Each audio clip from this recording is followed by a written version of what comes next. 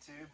I just wanted to make the final video in regards to the steering setup on the CJ7. Happy to report that, man, this Jeep drives phenomenal now. This makes all the difference. So if you've got a lifted CJ7 and the steering's kind of, loose feeling, I highly recommend going through this, especially if you've got a drop pitman arm on your steering. I think going to this high-mounted drag link with the flat pitman arm makes all the difference. But I also used a really good steering box, so that has a little bit to do with it also. But I'm going to walk you through everything I changed out on this Jeep, and hopefully, if you've got a crappy driving CJ7, this will help you get it all squared away. Thanks. So this is just a quick down and dirty of what's going on under the CJ. It's got a 4-inch lift. It might be 3.5, but we'll call it 4. And when I got it, it had the stock tie rod and drag link and a probably a 4-inch drop pitman arm, and the steering was really loose. And so my thought was to upgrade everything and replace the original parts. And I started by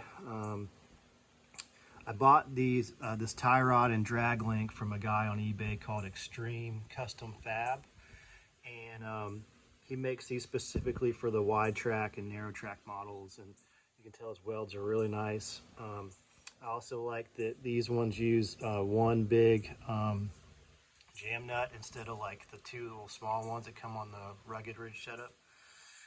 And I got rid of the 4-inch drop pitman arm, and I had thought about running, this is a full-size Jeep pitman arm, and in my opinion, if you can get this closer to parallel, the better.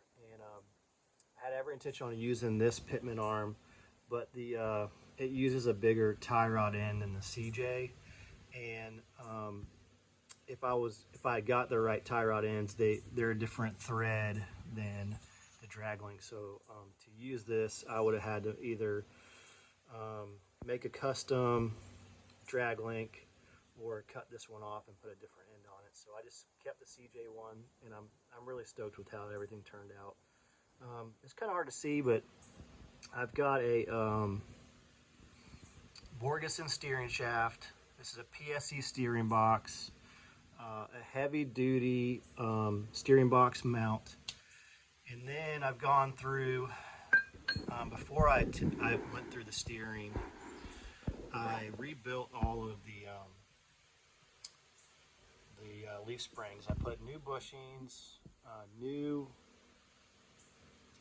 shackles, and then I put, because it's got some lift in there, I know that it needed some caster put back in the axle. So right here I've got some 4-degree caster shims, and all this together on this Jeep, it drives phenomenal. I feel like I could do 70 miles an hour, one finger on the wheel, if the Jeep would go that fast. But just to sum it up, I did have to, use my reamer and ream the top of this knuckle and use an insert from the bottom to get this drag link on top of the knuckle. The tie rod is exactly where it was from the factory on the bottom, and overall you just can't do any better than this on the CJ. I'm convinced after driving it. So if you have any questions, let me know. Otherwise, good luck on your Jeep.